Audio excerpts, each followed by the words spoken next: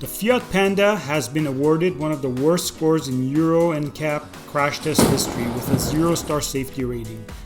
As well as being the first car since the Fiat Punto in 2017 not to be awarded any stars in a crash test, the Fiat Panda also failed the score higher than 47% in any of the individual categories. The urban car particularly struggled in the safety assist assessment, where it scored just 7% by virtue of the fact that its sole recognized system is a seatbelt reminder alert.